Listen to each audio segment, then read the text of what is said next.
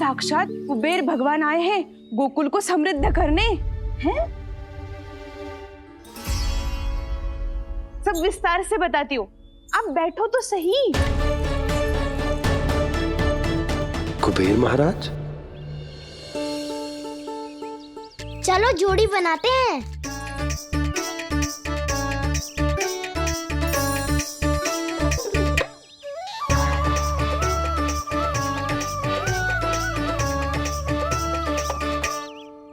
मुझे तो किसी ने ना चुनो, मैं क्या करूं?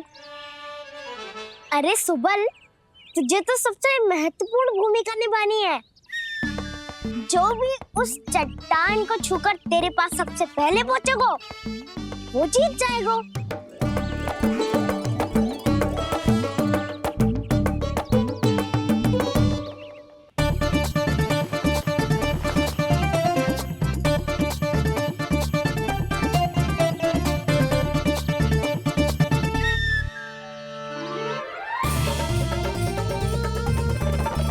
आरंभ करो।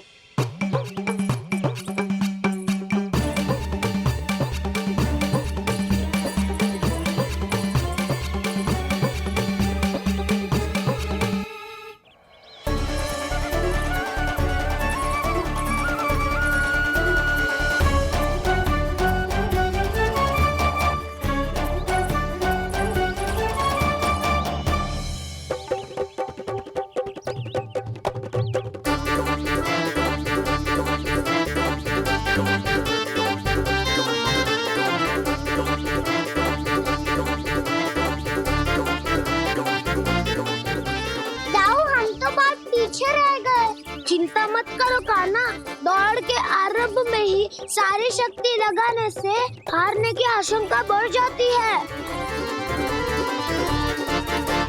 देखो वो दोनों थक रहे हैं, यही समय है अपनी गति बढ़ाने का।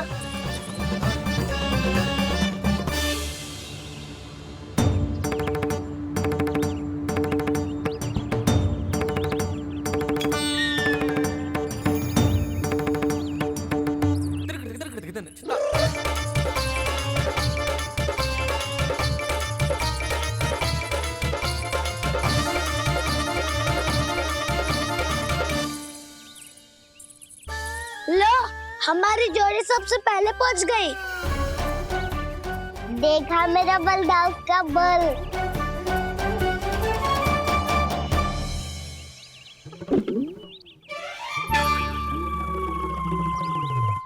ताऊ, वो देखो।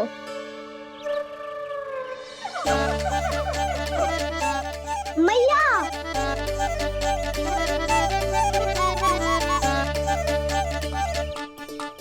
अपने परिवार या अपने सखाओं के साथ या किसी ऐसे व्यक्ति के साथ जिसे उसकी आवश्यकता हो बांट लेना चाहिए, ताकि सबके पास पर्याप्त हो और किसी को भी कछु कमी ना हो, किसी को वस्त्र के बिना रहना ना पड़े, भोजन के बिना सोना ना पड़े।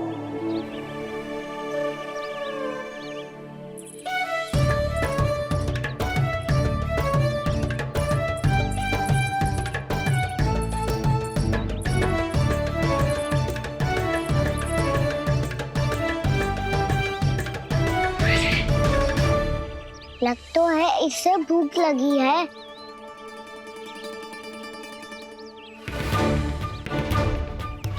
मेरी और क्या देख रहे हो? तुम्हारी पोटली में कुछ तो होगा, दे दो उसे। मेरे नैना मैया ने क्या की थी? जब हम किसी और को देते हैं ना, उससे अनेक गुना नारायण हमें वापिस कर देते हैं।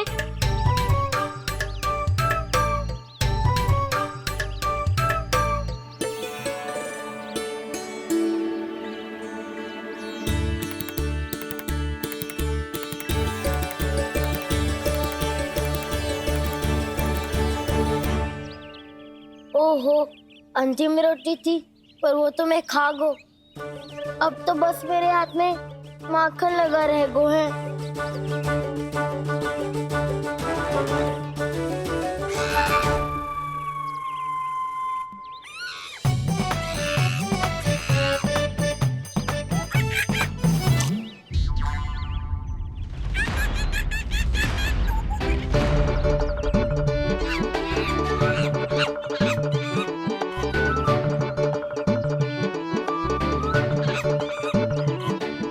क्षमा करना सखा। तुम्हें देने के लिए मेरे पास कुछ नहीं है। अब आप ही बताओ, कोई 2 गुना मूल्य देगो तो हम शीघ्र ही धनवान बन जाएंगे कि ना? पर कोई 2 गुना मूल्य देगो ही क्यों? हो सकता है कि उनके पास अधिक धन हो, या उनकी तिजोरी में सामान आ रहा हो, या फिर उन्हें भलाई करने का रोग हो। हमें तो आम खाने से मतलब है ना नंदराज। गुटली किनके, हमें क्या लेना देना। मैंने तो निर्णय ले लिया है कि उसकी सिर्फ मान लोगी। बस नारायण को साक्षी मानकर जब प्रण ही तो लेना है कि सारा का सारा दूध, घी, माखन अब से केवल उन्हीं को देना है मैंने। बस इतनी मांग रखी उसने? हाँ, आपको विश्वास ना हो रहा हो तो गोकुल में किसी से भी पूछ लियो। 2 गुना दाम दियो है परमानंद जी ने, इसीलिए तो सबके सब आनंद के सागर में गोते लगा रहे हैं।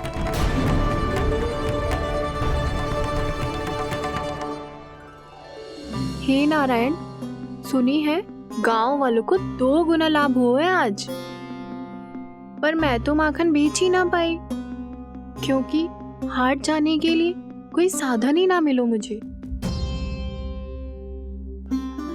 ये नया माखन अभी अभी बनायो है मैंने। प्रतिदिन जो माखन निकालती हूँ सबसे पहले आपको चढ़ाती हूँ, ये सोचकर कि कभी तो आपकी कृपा होगी।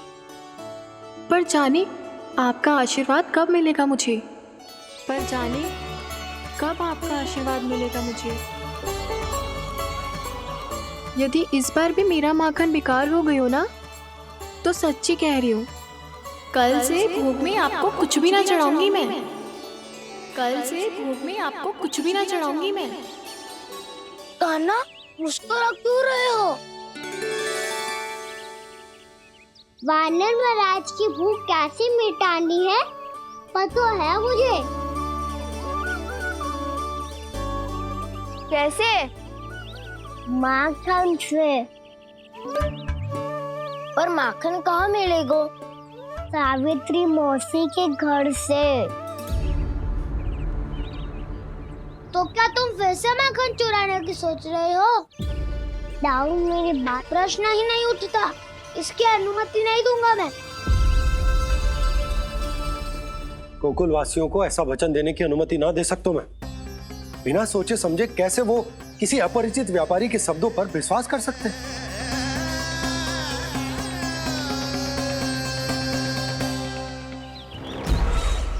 महाराज, गोकुल वासियों को अब धन के जाल जंजाल में फंसने से कोई नहीं रोक सकता। महाराज, मैं धन का ऐसा स्वाद चखा कर आया हूँ कि नंद चाहे जितना प्रयास करे, अब कोई भी गोकुल वासी उसके हित वचन सुनेगा भी नहीं। महाराज,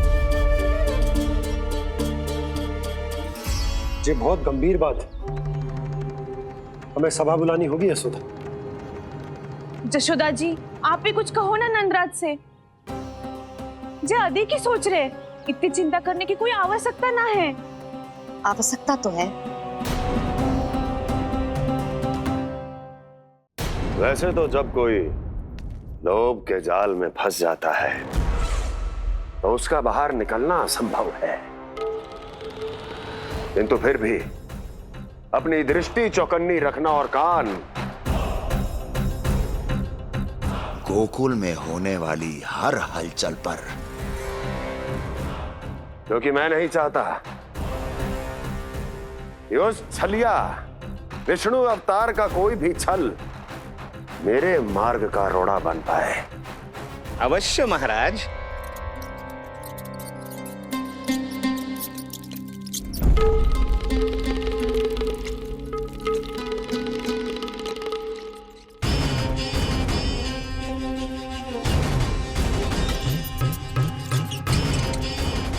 लोभ। ध्यान रहे परमानंद, गोकुल वासियों पर लोभ का प्रभाव हर बीतते क्षण के साथ बढ़ता चला जाना चाहिए।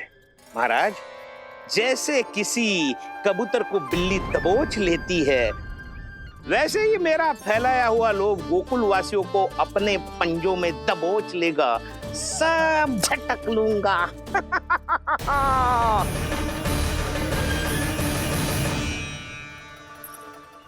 इससे पहले कि माखन पीला पड़ जाए, उसे आंच में तपाकर घी निकाल लेना चाहिए, ना तो पूरा का पूरा माखन बिगड़ जाता है।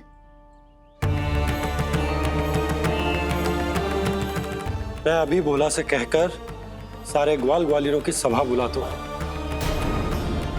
मुझे सबसे बहुत महत्वपूर्ण विषय पर बात करनी है।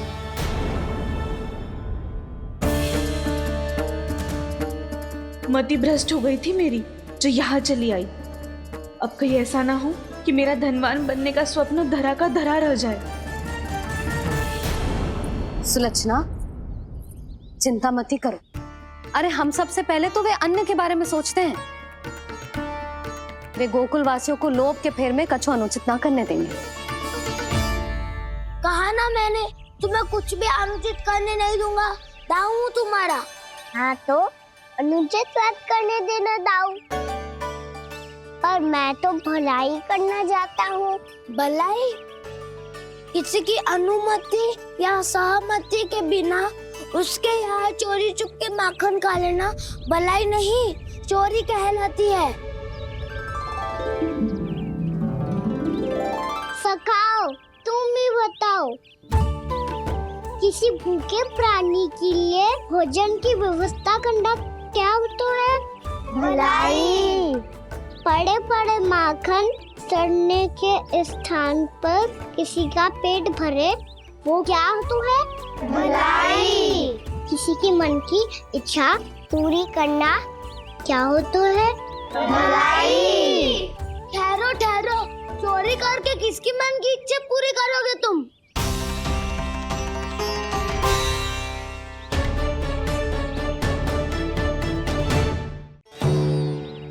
और किसकी दाऊ? स्वयं सावित्री मौसी की। वही तो चाहती है कि मैं उनके घर आऊं और ढेर सारा माखन खाऊं।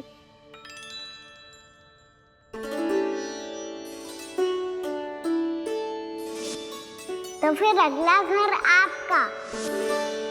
क्षण भर तो ऐसा लगो जैसे कान्हा ने मेरे मन की इच्छा सुन ली हो। वैसे कितना अच्छा हो तो यदि सुन ही ले तो। तुम्हारे कहने का अर्थ है कि सावित्री मौसी चाहती थी कि तुम उनके घर भी जाओ, जैसे जानकी के घर गए थे। ये बात तो उन्होंने मैया के सामने भी कही थी कि मैं उनके घर जाऊं। ये तो उनका सौभाग्य होएगा। किसी का सौभाग्य बिगाड़ते इतने बुरे ना है हम। ये बात तो सही कही है। मुझे भी कुछ अनुचित ना लगता है इसमें। तुम तो सत्यवादी हो मधुमंगल, तुम्हें क्या लगता है? अब बोल भी दो, वानर महाराज भूखे हैं। वानर महाराज से अधिक भूखा तो मुझे तू लग रहे हो। यदि कान्हा सच्ची में जैसा वानर महाराज की भूख मिटाने के लिए और सावित्री मौसी की इच्छा पूरी करने के लिए कर रहा है, तो दादी के सीख के अनुसार मुझे इसमें कछु अनुचित ना लगता। पक्का हम सच में चोरी नहीं भलाई करने जा रहे हैं। सही कहा दाऊ। यदि भूखे असहाय वानर महाराज का पेट भरोगे तो इसका असली पुण्य तो सावित्री मौसी को ही मिलेगा। इसका अर्थ तो ये हुआ कि कान्हा सावित्री मौसी के घर माखन चुराने नहीं जाएगा, बल्कि उसे दुगना कर देगा। बात तो सही है, तो फिर मैं तुम्हें नहीं रोकूंगा।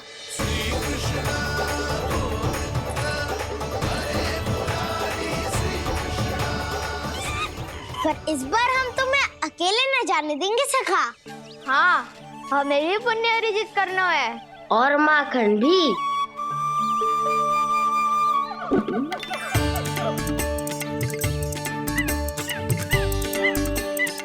लगता है देव वानर महाराज भी हमारी टोली मस्त है। तब तो ये सबको ये कला सिखानी पड़ेगी। सही कहा सका, अच्छे काम का प्रचार प्रसार तो होना ही चाहिए ना। तो ठीक है, सिखा दूंगा और हमारी टोली कहलाएगी शौर्य विद्या प्रसारण टोली। और कान्हा तू बन जाइयो इसका अध्यक्ष और दाऊ बनेंगे उपाध्यक्ष। मुझे स्वीकार है।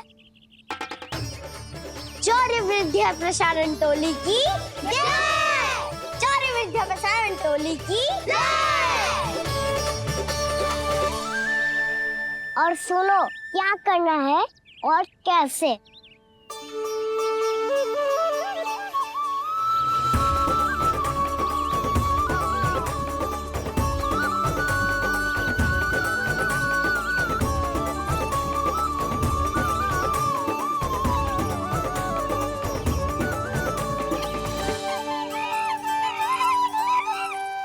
आया कन्हैया रे आया रे माखन का चोर, रोके रुके ना ये सरपट लगाता है दौड़। तुम सब वहाँ छुप जाओ, मैं भीतर देखता हूँ। न ध्वनि कोई हो न पता कुछ लगे, आए चुपके से ग्वालों की टोली। चाहे कितना बचाओ छिपाओ कहीं, सारा मक्खन ये कर जाए खाली। मुख से तो लगता है सरल ये बड़ा भीतर से चंचल ये छल से भरा है ये नटखट बड़ा चिपचोर।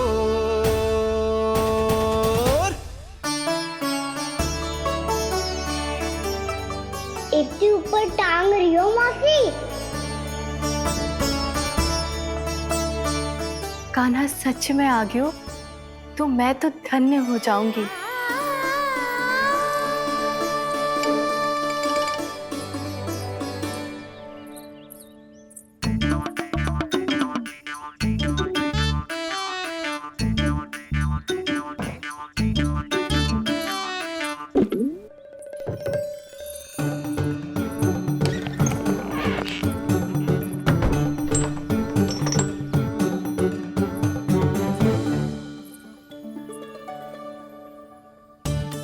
मन तो करता है सारा दूध दही माखन उसे बुलाकर अपने हाथों से खिला दूं। मुझे बुलाना भी चाहती हो और अनजाने में मेरे लिए कठिनाई भी बढ़ा रही हो। पर मेरे यहाँ क्यों आएगा कान्हा? इससे अच्छा तो यही होगा कि कल माखन बेचने के लिए कहीं से सकट का प्रबंध कर लूं।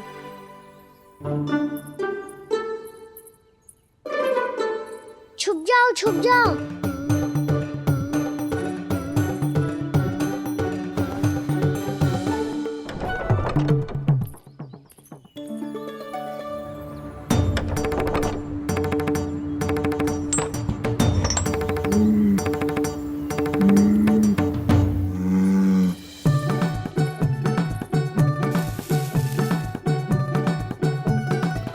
वैसे भी वो ठहरा राजकुमार, एक साधारण गोपी के यहाँ का माखन काहे खाएगो।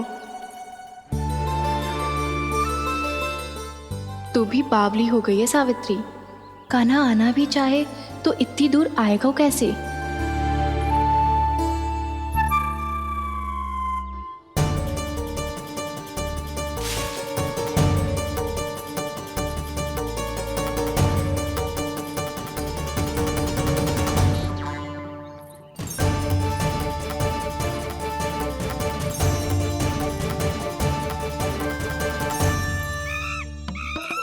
ओ मैया,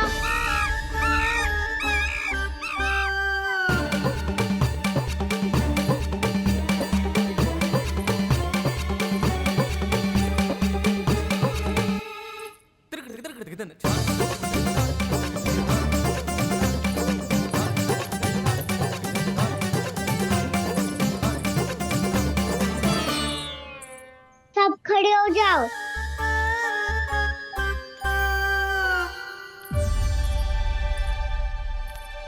सच्ची मैं भी कितनी बावली हो गई हूँ ना। जब नंदभवन की ओर जा ही रही हूँ तो कान्हा के लिए थोड़ा सा माखन ले जाती हूँ।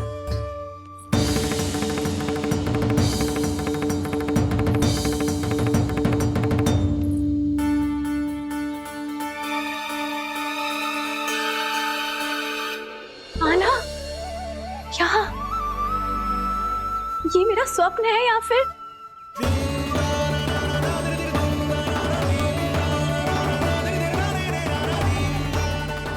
ये सारे बालक यहाँ क्या कर रहे हैं कान्हा के साथ? क्या जानकी सत्य कह रही थी? कान्हा यहाँ पर माखन चुराने आया है। मुझे स्वयं जाके इसे माखन खिलाना चाहिए। चलो सावित्री मौसी के वापस लौटने से पहले मैं कार्य समाप्त करके वापस भी जाना है। कोई पकड़ी मत जाना।